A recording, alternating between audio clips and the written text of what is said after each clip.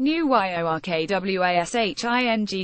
Reuters. U.S. antitrust regulators and at&t sparred on Wednesday over whether the wireless carrier would be required to sell Time Warner Inc.'s TWX and CNN cable network as a condition of approval of its deal to buy the media company. The U.S. Department of Justice has demanded significant asset sales in order to approve the $85.4 billion deal, sources told Reuters on Wednesday, and asked at&t to sell CNN parent Turner Broadcasting or its DirecTV satellite TV operation in discussions on Monday. at&t offered to sell CNN, the sources said. at&t denied that version of events of the meeting with Justice Department officials. "I have never offered to sell CNN and have no intention of doing so," Chief Executive Randall Stephenson said in a statement on Wednesday. Stephenson is set to appear at an event in New York City on Thursday and will likely face questions about the deal.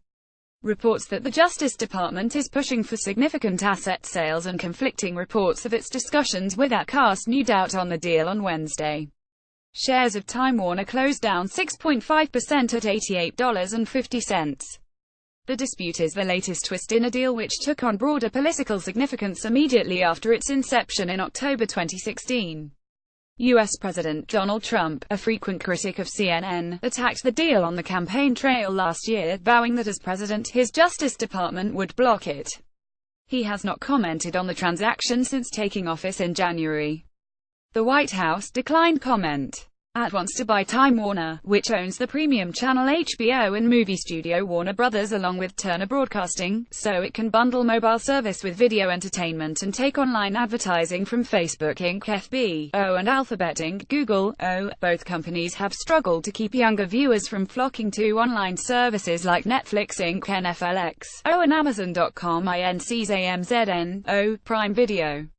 Change of course. Until recently, the vertical deal, which in theory should not reduce competition among the two companies' direct rivals, was considered by antitrust experts as likely to be approved with no major concessions. But regulators' desire for asset sales will complicate negotiations.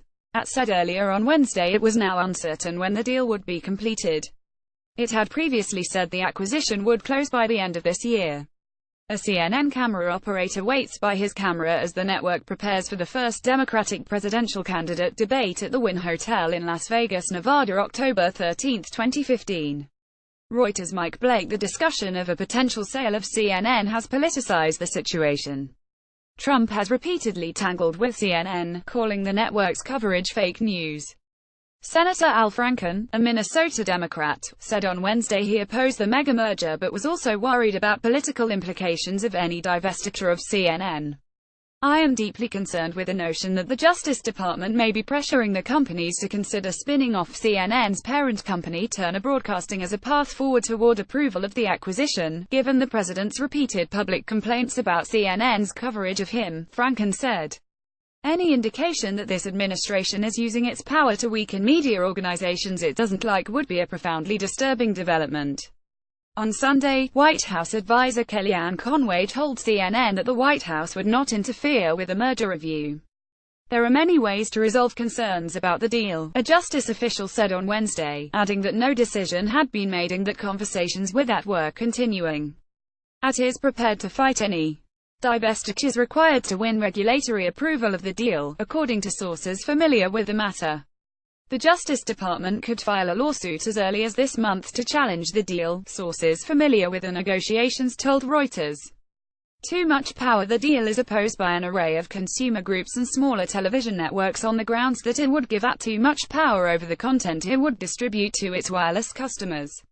The new concessions suggest the head of the Justice Department's antitrust division, Del Rahim, has changed his view of at&t's plan to buy Time Warner, since giving an interview in 2016 where he declared it not a major antitrust problem.